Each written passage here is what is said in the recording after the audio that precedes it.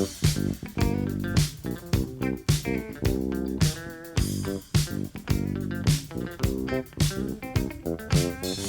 cookies.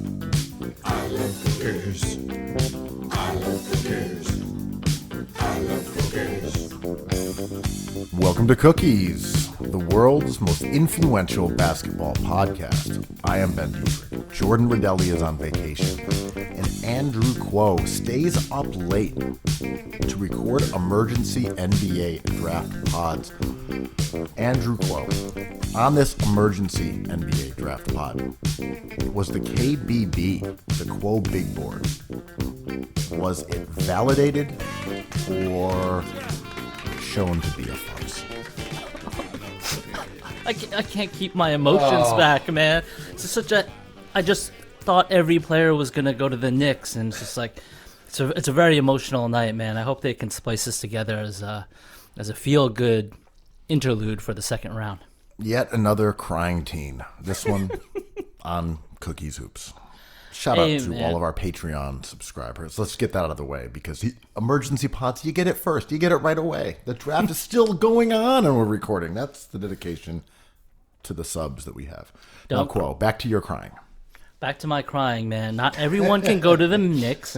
Refund Wist. It's a huge moment, you know. Wist back. Wist back, baby. Yeah, it was a really emotional night. It was a roller coaster, Ben. There was so much crying. Just so much weeping. There's some weeping out there, and you know I'm all for that stuff, but I was like, yo, man, the pastrami at MSG is good, but like you can get this in most places in America. I'll say this. It's easy to roast the teens, the weepy teens. That's our job. It's been a tough year. Yeah. Tough year for everybody. Yep. These kids haven't played, man. They played 9 months ago.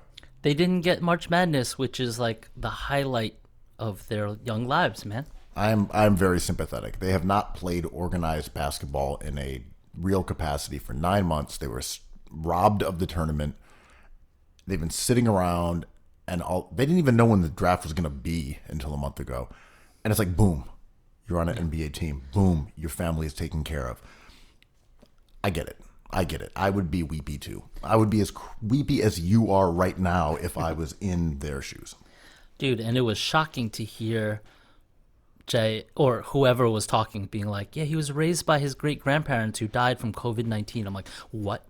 You know, like, it's just we live in a different world now, man. It's weird, and it was cool to see these kids get drafted. I will never be jaded. This is my favorite night in the NBA calendar. You know, it did not seem to me that the tears were really solely about the NBA. It was about this year. It's about the country, this year, the trauma, life interrupted, tragedy. It felt a lot bigger than, hey, I'm going to the NBA. Absolutely, man. And it was cool to see all those families together. Like, is this safe? I know. There's young people, there's old people. Everyone's celebrating this huge, huge day. But I hope everyone got their tests. And I don't know. Yeah, I'm not shaming anyone, but there were certainly group scenes where I was like, dude, I know the numbers in your state. I know.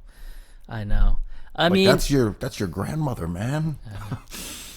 And we live in a pretty, you know, I think New York is pretty, you know, to the rules, responsible about all of this stuff.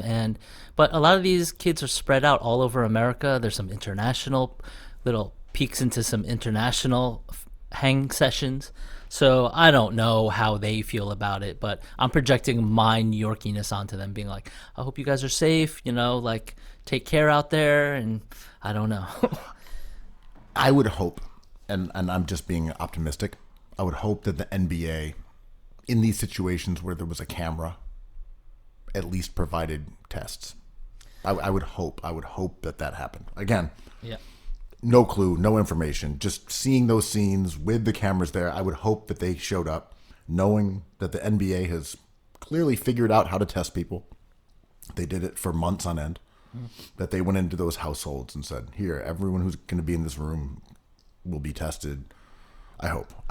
So in an ideal world, we will not get some terrible story that happens in 2 weeks about someone whose grandmother got COVID while they were celebrating being drafted. Again, I'm not trying to create a grim specter. That's just the world we live in.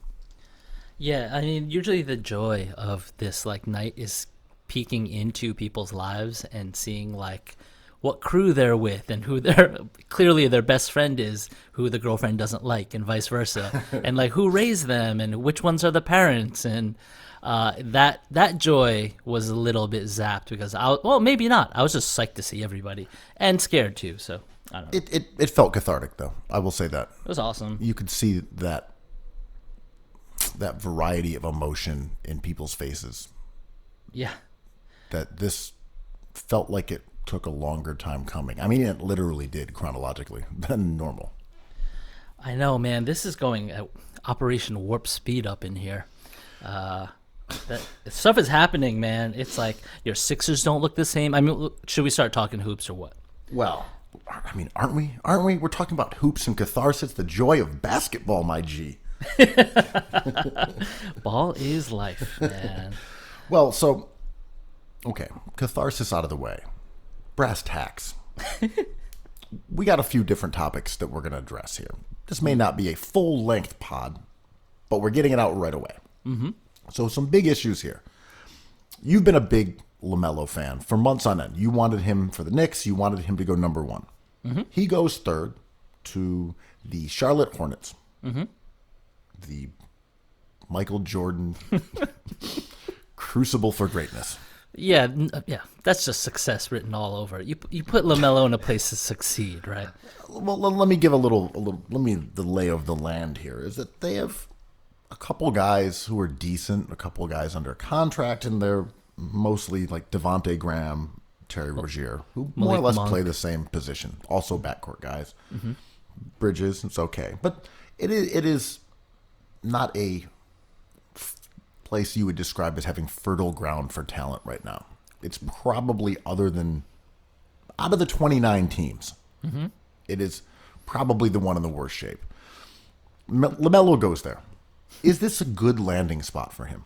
No, I felt like, at that point, everyone, the ESPN feed was doing interviews with inside the homes of these kids, and something went wrong with the LaMelo feed, and I thought it was LeVar unplugging it or spilling a drink on something on purpose, because that was probably the last place LeVar of the lottery where he wanted to go, because like you said, it's a wasteland. There's no stunners that come out of the Charlotte Hornets these days. But could you argue though that it's an opportunity? That if he can be great, he can define that franchise in a way that would not have been possible in Golden State. Would not have been possible necessarily in Minnesota alongside Russell and Cat. There are existing stars within that ecosystem. Charlotte could be fertile ground for, say, a singular guy to become a star. I mean, being that there aren't any.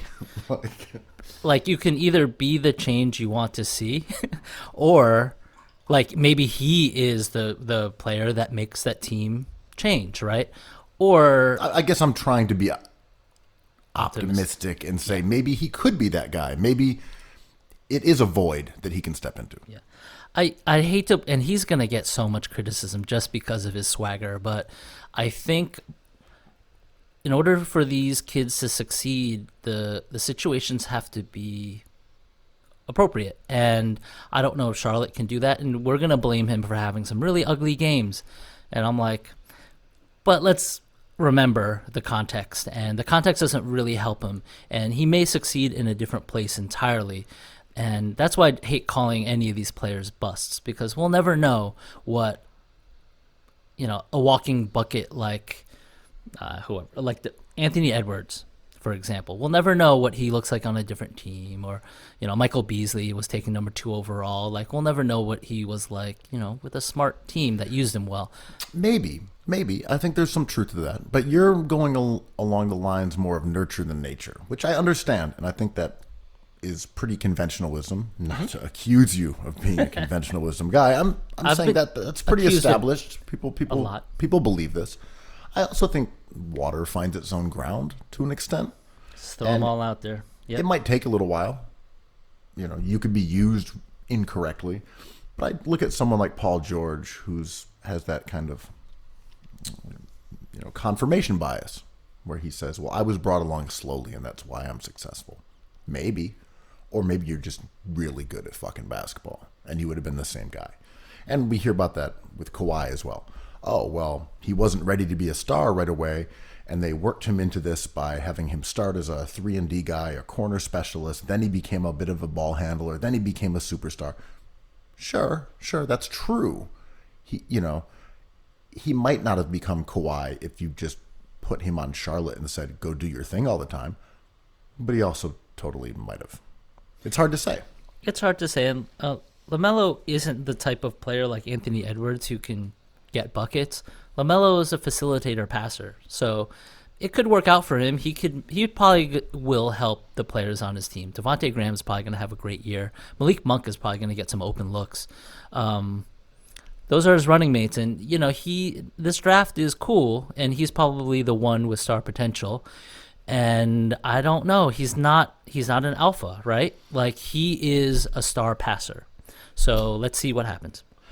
I think there are players who can be optimized best by certain teams who know how to do that, or have assigned roles where a new player like a Kawhi Leonard can easily be put into a 3-and-D role aside Tim Duncan, Manu, and Tony Parker, where a team like Charlotte right now may not have that opportunity. Yeah. If Colin Sexton was on the Spurs, would he be taking 20-some shots a game? Of course not. No. So there's a lot of moving parts in this nature and nurture thing. I would have liked to see LaMelo, somewhere else. But I also don't think Charlotte will be the ruination of him if he is a real baller. If he can really play, he'll show it in Charlotte, despite it being less than ideal.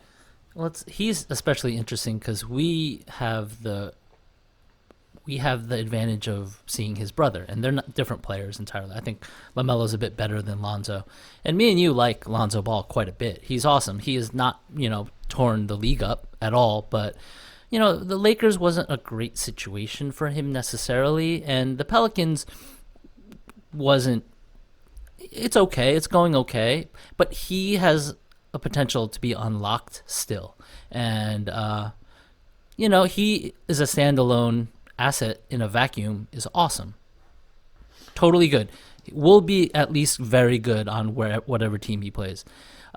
If somehow he gets on a good team, let's hypothetically say like one of the good teams like the Sixers or, Golden State, he's going to go off, right? I think that's possible.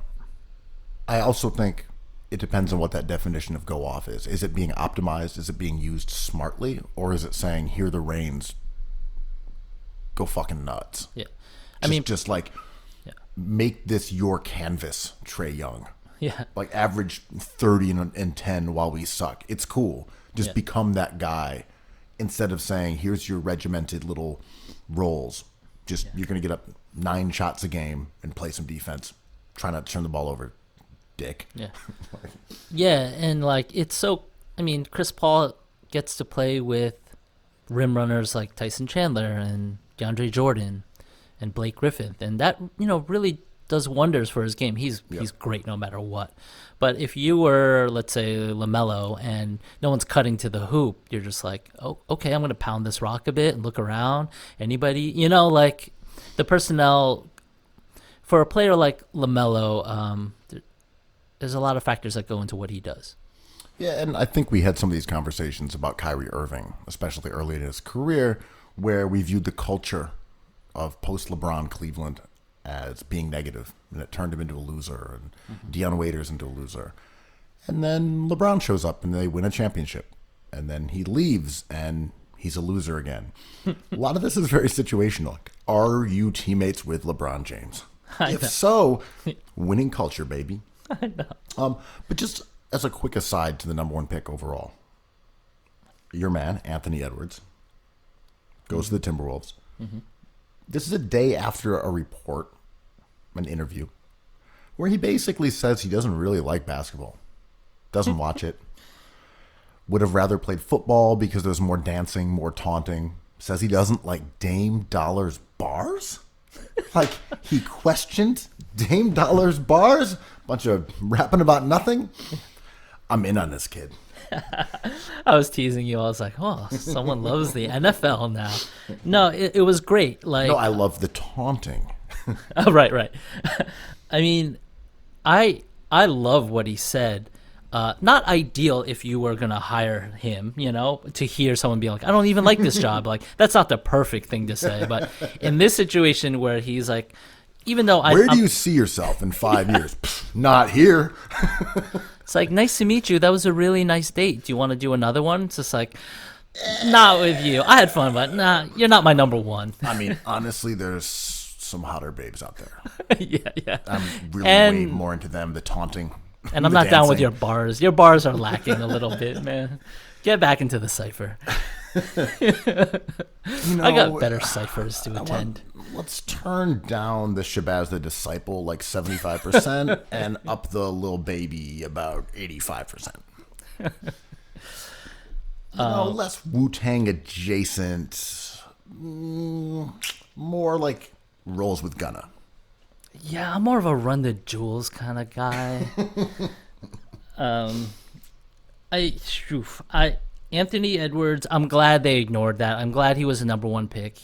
I'm less worried about that really funny interview because he's like a nice guy. He seems like a really amicable dude, if not a little too honest. But my worry is that he's Tim Thomas too. He has so many holes in his game, but the peaks of his skill set are pretty awesome too. So cool. I'm down. We talked about this, got mildly boomery last show when we said, I think you want. Oh, that's a steak going on the grill. Go on. Oh, you got some nice char marks on that one, Quo. Listen, no one touches my tongs. No one touches my tongs. The green egg. Beware. Beware of the little green egg. Listen, that's my green egg, my rules. But we were a little boomery, true. Yeah. But I also do think, you would prefer guys to say, I'm really into basketball. But it's also not the end-all, be-all. No. Another thing is that people just say stuff. Yeah, man. People just say shit. Hey, what do you think about basketball? Well, if I want to sound cool, not even into it, man. Yeah. It's just a job, Like, I'm not even a rapper. I'm like more of a hustler, to be frank. Yeah. Like, I don't basketball. It comes down to it. Does this guy have work ethic? Does he work hard? Does he play hard? Do his teammates like him? Does his coach like him? If all those things check out, then he's just talking. Mm-hmm. If basketball, this shit is so easy to me. I'd rather be like, making diss songs against Dame Dash, but here I am. Fine, I'll be the number one pick in the draft. Fine, I'll make $10 million a year playing basketball if you insist. I mean, we're not far removed from the prime example of this. I mean, it's a Knicks galaxy, and I'm Ferdinand Magellan over here. But, Mitchell Robinson said, whoop, whoop. He skipped a year in college, and there was rumors that he didn't even like basketball. He was projected to be a lottery pick, but the word on those squeaks were that he just didn't love the game. He didn't want it enough. Turns out he wanted it more than anybody. And that was cap. Wait, let me unscrew this bottle. Get my phone out. Take the video. It looks like James Harden is taking the cap off a water bottle, and he's putting it on the table, and he's zooming in on the cap. That means no cap. I can't wait till someone has to explain that to me on Twitter. They tried. Yes. But again, my point is, just because someone says something doesn't make it true. Just because someone says, I live and die for hip-hop and basketball, doesn't mean they have bars. It's just some shit you say. So again, if this guy, anecdotally, or even if beyond that, if there's evidence that this guy works hard, if he improves his game, if he tries hard, if he gives effort, if everyone likes him on the floor, then there's no reason to believe that saying something about basketball means it's even true. To Sizzling Steak's credit, to grilling corn on the cob's credit, those questions about his game were there already. So it was almost like the interviewer kind of like pinpointed that criticism of him that existed. What I'm worried about here, though, is that he just might not be that great of a player, and we're going to attribute it to this one quote, and that'll live in infamy that he doesn't like basketball. He might be Wiggins too, because he's Wiggins too. But we're going to put it on that quote. I think that will, unless he turns out to be a star, he will probably be haunted by that dumb quote. Yeah. And that's why athletes are incentivized to be boring as fuck. Don't say that quote. Just say, I'm going to work really hard. I love basketball. I can't wait to improve. Yeah. And everyone forgets about it. But aren't we in that age where he's like, oh, yeah, I shouldn't have said that, but whatever, fight me. I get to choose wherever I want to play anyway. Like, I'm in charge here. And I'm with you, quote. We don't make the rules. True. Yeah. I know. You're not arguing with me. I know. But how many times, if he turns out to be a mediocre player, will we hear from the little green egg cracking open, that 500 degrees of heat coming out to scorch football, NFL. Why don't you go spike football? Yeah. Why don't you do the Icky Woods shuffle? Yeah. Why don't you hit somebody? Isn't it weird how the NFL is a more divisive league than the NBA is at this point? It's crazy. Fuck the NFL. I know. This is about the NBA draft, man. Thank you. You narrowly avoided the sin bin, and I'm glad. I'm glad that you're still with us. So the KBB was a mess. A failure as usual. And I gotta be honest, I kind of didn't want it as much this year, only because all these players were similar. So, would you say that you, I don't know, like football more, and you think Dame Dash sounds a little too much like a member of Leaders of the New School? What article said, like, was Busta Rhymes one of the greatest rappers of all time? I'm like, are we doing this? It's boomer bait. I know. He was doing PR for his new album, which I don't even know came out. Anyway, it was not the most shining moment for the KBB, but there were some surprises. I didn't see anyone have Patrick Williams in the top 5. That was crazy. He went number 4 to the Bulls. The top 3, whatever. Edwards, Weissman. Okay. Would you say it's fair to say the KBB was a disgrace? No, it's pretty good. Okay. Yeah, I would say it's a success. Okay. Say no more, fam. A+. Sort of like the grade that the Knicks got for their pick. So, you all week, you were telling me the Knicks have to take Obi Toppin. Mm-hmm. I was like, take him. He's from Brooklyn. He played in Westchester, like big Timberland energy. He loves to dunk. Mm-hmm. How do you feel about tonight? You got your guy. It's incredible. It's everything I wanted. Mission accomplished. The process is complete. Fuck the procedure. We got our man. Everyone was crying because they wanted to be Obi, man. All these kids. Cole Anthony was like, I wish I was Obi Toppin. So, that was a reach, right? As far as the KBB goes. Obi Toppin was a guy who probably would have gone in the early teens. No, Obi Toppin, he fell to the Knicks. I had him going at 6 in the KBB to the Hawks. So let me not try to talk about things that I don't know. For once. Oh, the first time, huh? For the first time for everything, man. Tell me about spicy tofu. Okay, go. It's fantastic.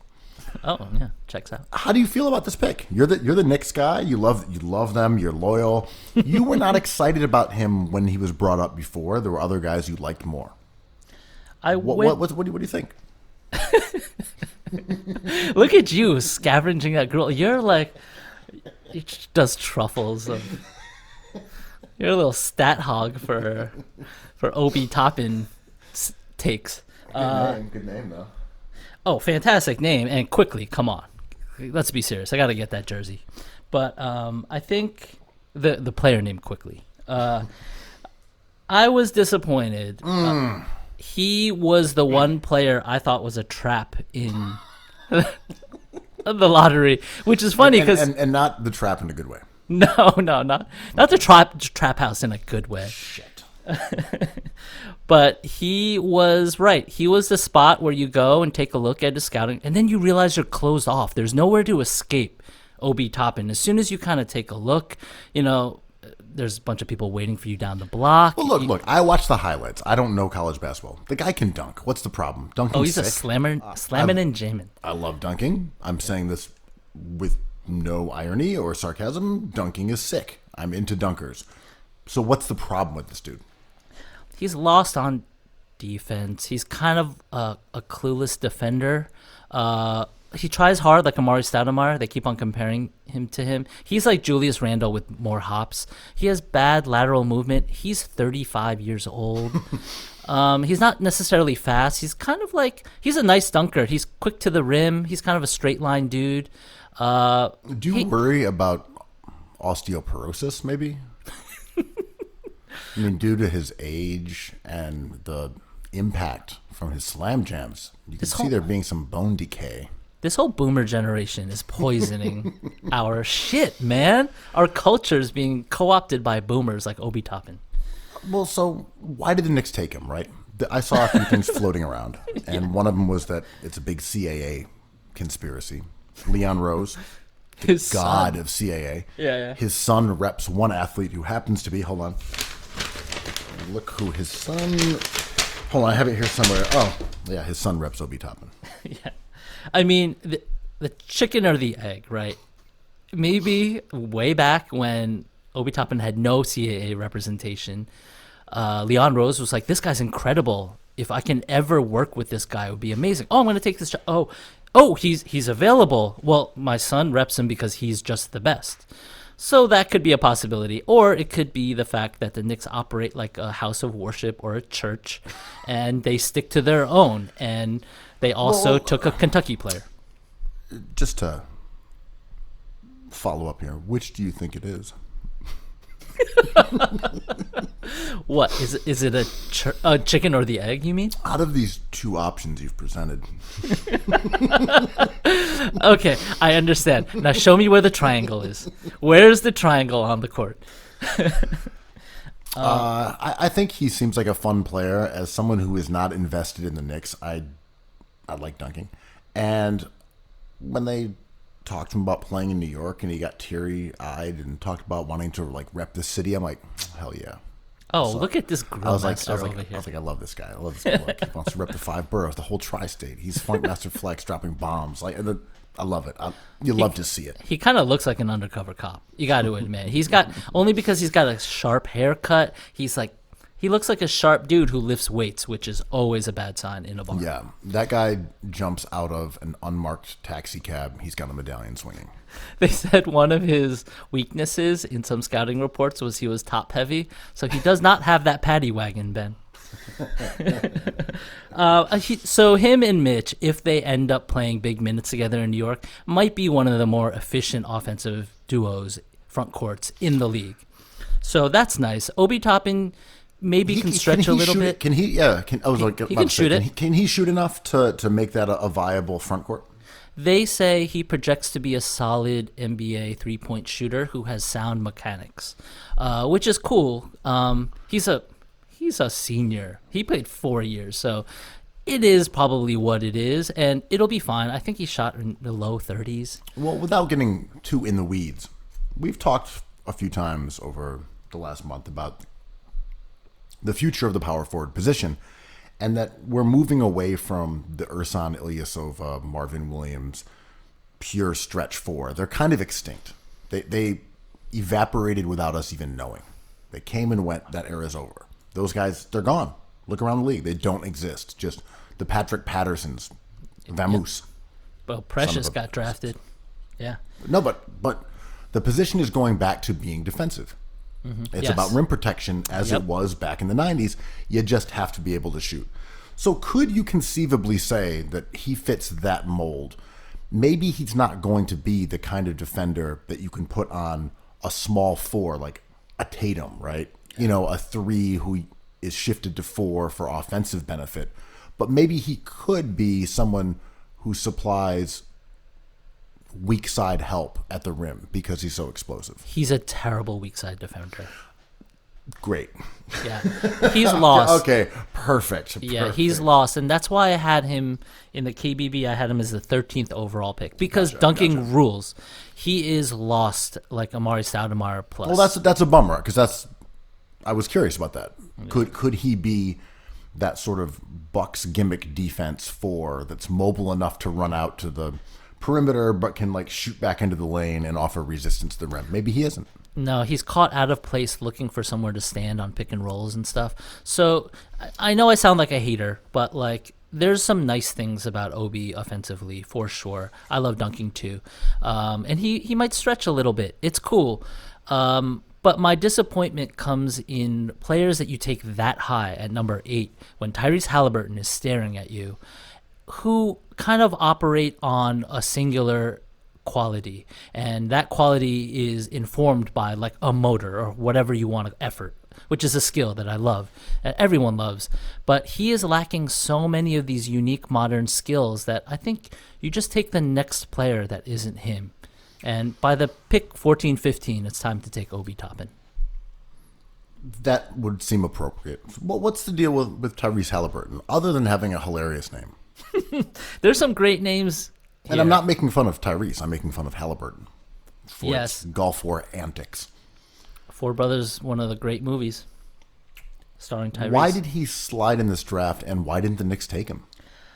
I don't know, and I don't know. We'll find more. Great. This is why we have this pod. So you can Well- deliver this kind of incredible insight to all of our loyal subscribers. Well, Tyrese is not repped by Leon Rose's son, first of all. Okay, finally, now we have an explanation. He did not send us into he did not fuel an endless war in the Middle East. He's not fly fishing somewhere, I don't know, in America. Is it the lack of dunks? Windmills, You went, tomahawks. dunks. Tomahawk dunks and tomahawk steaks. He doesn't rate high on the Timberland scale. As out of a possible 10, Obi Toppin, he's like a 4 or 5. It doesn't cut it in the enforcer era in the Garden. I was disappointed they didn't take him, man. I thought he was a good player. When he started dropping, I was like, done. It all worked out. And then move on. I'm in a couple various basketball group chats. Most of them have Knicks. And when Halliburton dropped, Knicks fans were getting really excited. It's done. Yeah, all you have to do is take Halliburton and then figure out the rest of your offseason. It was so easy. Toppin was not the one to take. Even if they took Denny Avdia, I always want to say, but Avdia, that would have been fine because he has a unique skill as a passer and he's big. Okay, he was not supposed to last till 8, so he would have been fine. You know, though, this kind of falls under what we want the Knicks to do. I know you want something different, but the Knicks at this point should be invested in fan service. This was the fan service pick. Move on. Hey, he's from New York, Brooklyn, Westchester, loves dunking. Fan service. Move on. Yeah, I get it. Halliburton's the better basketball player who helps you win games. Sure. Yeah. That's not what we're doing over here. Fan service, Timberland boots, windmill jams. He's a New Yorker. He wants to rep the city. Come on. Cut him some slack. I want to be in that Steve Mills, James Dolan cipher, a fly on that in the room where they're just throwing down bars. I like that Steve Mills is still just in Oh, this. he's there. He's there. It's like, oh, he just switched offices. My office. We just sit in the same office. But like I want them to be I like, don't even think he had to switch offices. They just gave him like a new email address, a new phone number. I know, a new iPhone. We bought you a new iPhone, Steve. But I think it's so funny to think of them doing fan service in a season where like there will be no ticket sales for anybody, and Dolan's just like, well, we got to make our fans happy. I care about that, that gate. And he's not even going to be able to sit on the court this year. So it's like all the Dolan things that he loves, his vanity and his money, are just, you just got to take Obi Toppin. There's no choice. His hands were tied. Yeah. Yeah, all right. So I understood the pick. I don't think it's the right one necessarily. It's not the end of the world. As someone who's not invested in the Knicks, I'm like, cool. It's funny. Do some slam jams. I mean, I'm so tired of like being a martyr and being angry at the Knicks. So Halliburton, if he wasn't good, I'd be like, well, that's who I wanted. So what can I say? Sort of like with Porzingis, it's who I really wanted. There's something liberating about not demanding a team go through this econometric, perfect way of rebuilding. Like, it is liberating to say, cool, man, draft a dunker, sign Westbrook. Like, let's just fuck it. Let's just go get some dunks, run around on the court. Maybe that'll be fun. We don't have to do the whole rigmarole of winning. It's like, I wish we had a front court player that dunked. Yeah, we don't have that, so we have to get one in the draft. I mean, look, there's more than one way to be a mediocre team. Fan service is a legitimate answer to this question. You can have a lack of talent, or you can have a lack of vision. Listen, they hit a home run with Julius Randle, so why not get another Julius Randle? It's like having two. Yeah, it's like having two candles to stare at. Randle 2, the Randler. Yeah. Yeah, it was disappointing, but not the end of the world, and it's a lost opportunity. Halliburton was right there. I agree with you. As someone who is not a draft guy, Halliburton was someone that I was intrigued by. Yeah, he's good. No, I mean, he was one of the few guys. No, that I agree. Like, this guy's intriguing. There's stuff about his game that makes him seem like someone that I will like. Yeah. Oh, he's not really a scorer, but he can kind of shoot. He's a great I've been reading about him for a couple of years because he's weird. Yes, right. And like listening to the coverage on ESPN when the pick was coming up. Let's pretend Woj didn't have this like a full 10 minutes earlier, but yeah, they were just like, well, Tyrese Halliburton's the one to pick because he's kind of a genius playmaker. He's going to have a 15-year career in the NBA and be good for those years.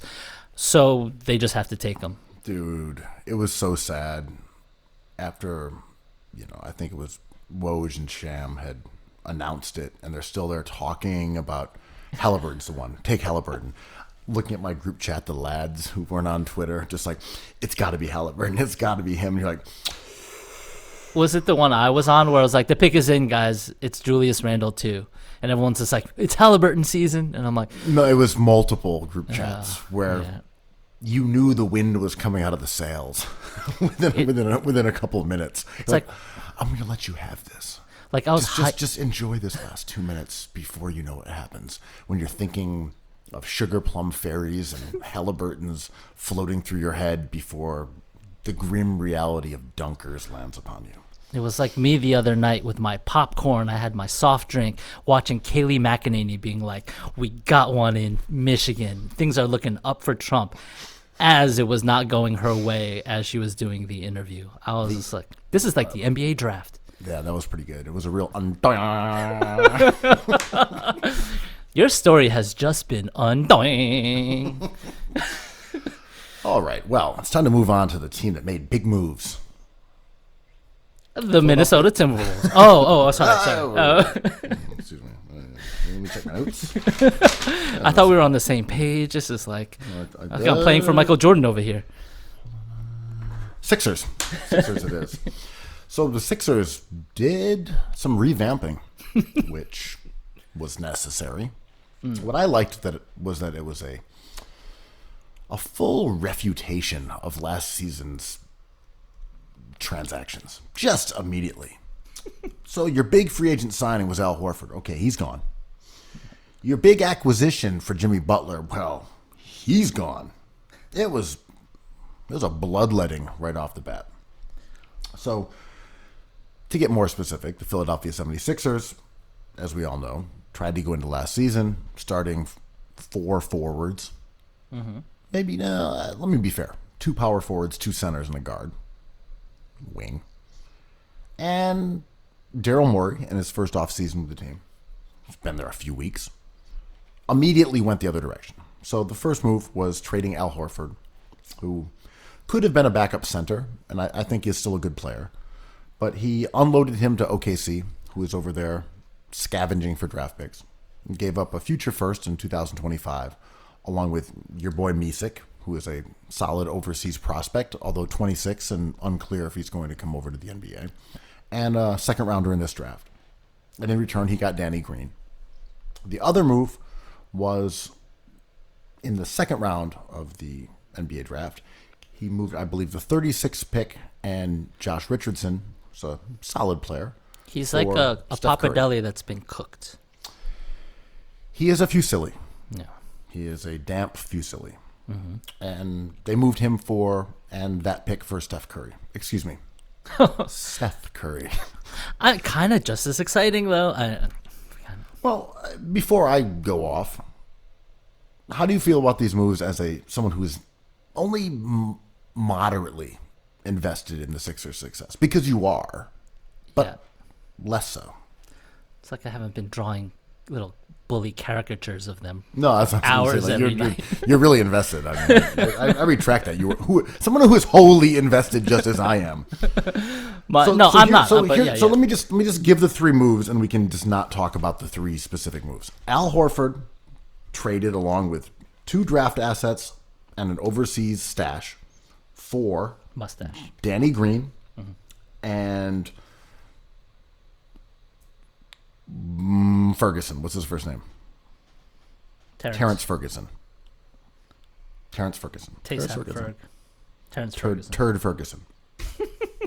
No, it's Terrence Ferguson. Yeah. And then the other move that he made was drafting Tyrese Maxey, a guard from Kentucky. Mm-hmm. And then the third move they made was Josh Richardson and a high second-round draft pick for Seth Curry. So those are the 3 Sixers moves. Let's go composite. What do you think? Morey, it probably is up to more because he is an active dude, but this is kind of all I wanted the Sixers to do. I don't want to say they shouldn't have bigger ideas in their head, but if you run this team out there now, I think they're in the Eastern Conference Finals, right? It's close, for I don't know how long, dude. Year, 2 years.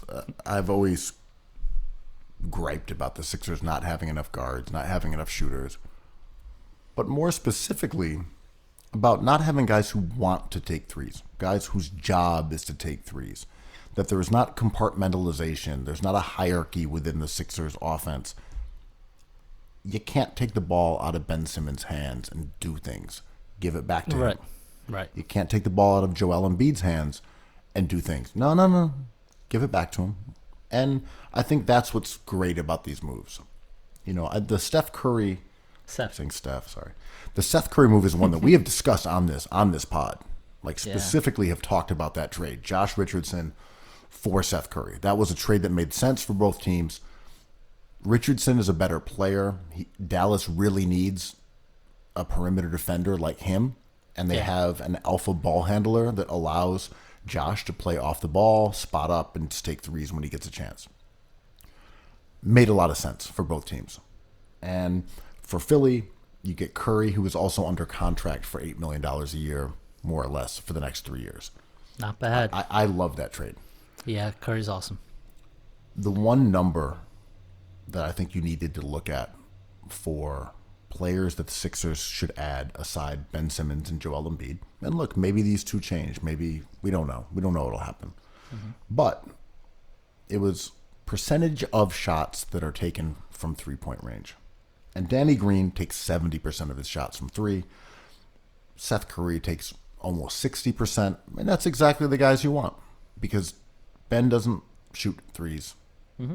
And Joel doesn't like shooting threes. So everyone, and Tobias doesn't like shooting threes. Yeah. So getting 2 guys who want to shoot threes and do shoot threes, I'm like, dude, man, it's exactly what I wanted. It's perfect. Yeah. That's what I wanted. You could not have picked 2 guys that I wanted more. A high volume, elite shooter who can kind of handle the ball, and a 3-and-D wing who doesn't do anything except take threes. These are the 2 guys that I've been. It's literally I'm tearing up, Quo. These are the guys for years. Because you wanted to be drafted by the Knicks. This is all I wanted. I was disappointed in the Danny Green acquisition only in the fact that I find him so boring. And the Sixers have been a team that is so lively and exciting, even through their machinations of like Horford and a cooked fettuccine noodle. But there was a joy to them, and I find Danny Green, as even when he was in San Antonio in his peak, a bit of a joyless character. And he is good. He is a very good 3-and-D defender. He got cold in the bub, which was weird, anomaly, whatever. I think he's exactly who he promises to be, but he just lacks a little pizzazz. You know what I mean? I hear you. I agree with you.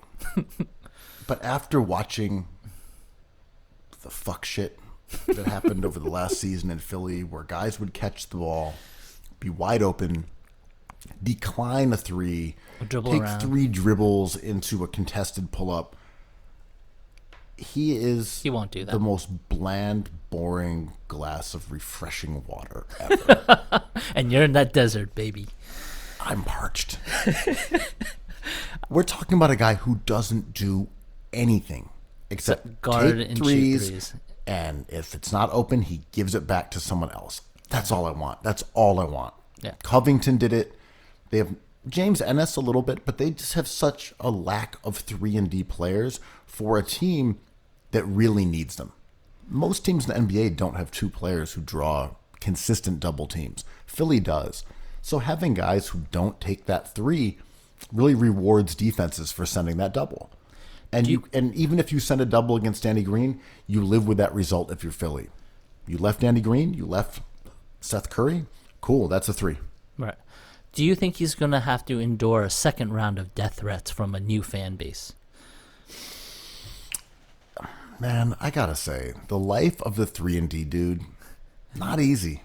I know. You get like 8 shots a game. Mathematically, you're either going 2, 3, or 4. Yeah. You know?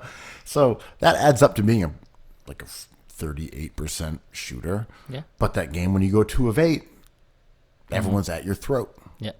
And Seth Curry is uniquely good at, he led the league in 3-point shooting, last season or the season before? He's good at shooting threes, man. So he's an outlier through that idea. That's what I'm really excited about, because they basically replicated Redick and Covington here. And I think Covington is better than Danny Green. And I think different price. I think Seth Curry is a little bit better than Redick in terms of being able to handle the ball and play a little more defense. Mm-hmm. Redick might be a better shooter. Mm-hmm. Maybe, but again, it's that dynamic, right? Yeah. 3-and-D guy, shooter. And we know that kind of combination with Ben and Joe can be really successful. So I think Moore knocked it out of the box with those kind of guys. He got the exact dudes you need. Outlier shooter, 3-and-D dude. Are you upset at Doc Rivers' irreverent nepotism throughout his career?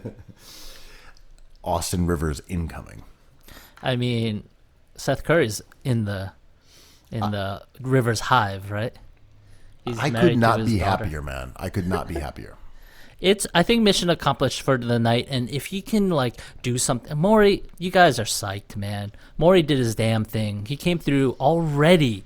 He kind of just there's that scene in Lord of the Rings, no sin bin, where the king is all dusty from a spell, and someone comes through and gives him smelling salts, and he wakes up. It feels like that. It's Morey's just oh no, all you have to do is wash it a little bit. And look, see, this you is still how I have your felt, thing. right? It was not that, wow, the genius showed up and he made a dove come out of his dick. It was just oh, an adult's here. Yeah. Excuse me, guys. That's the bathwater. You don't have any shooters, you don't have any guards. I'm going to go get them right now. How about that? The baby's not a part of the bathwater. Save the baby and throw out the bathwater. Right. It was just a very sensible day. Okay, we're going to get rid of this contract for this guy who doesn't really help our starting lineup. We're going to pay a premium to get rid of it, but that premium is going to be based on it the first round pick being in 2025. Yeah. So what I liked about that, I'm speaking specifically about the Horford deal, was that Morey kept his powder dry. He didn't have to move Jay Rich in that deal to make money work. He didn't have to get rid of Zaire. He didn't have to get rid of Shake. He didn't have to get rid of Matisse. He didn't have to give up the number 21 pick. He didn't have to give up like next year's first rounder. He kept his powder dry for a big move if they want to make it. They did not become handicapped by Al Horford's contract. They didn't lose anything that would help them win today. And I think that's why they ended up paying a little more than you would expect, right? Giving up Micic, giving up a first rounder in 2025, giving up the 36th pick for, honestly the best player in that deal. Yeah. But they did not sacrifice anything today. And I think that's what's important about the way that he orchestrated that. Yeah. If they want to make a play for a Bradley Beal or an Oladipo or a Harden, and I'm not saying these guys are necessarily gettable, but he did not decrease their opportunity for acquiring those guys based on today's moves. There's so many damn wings on this team, man. Let's say Zaire Smith, who I still love, Matisse Thybulle, Cookies merch hero. God. Ferguson, Terrence Ferguson, and Danny Green. Like, I'm so interested in what Morey's thinking here. Is he just collecting assets in order to maybe move? Or is he just like, these guys are all useful. I can play them all in different ways?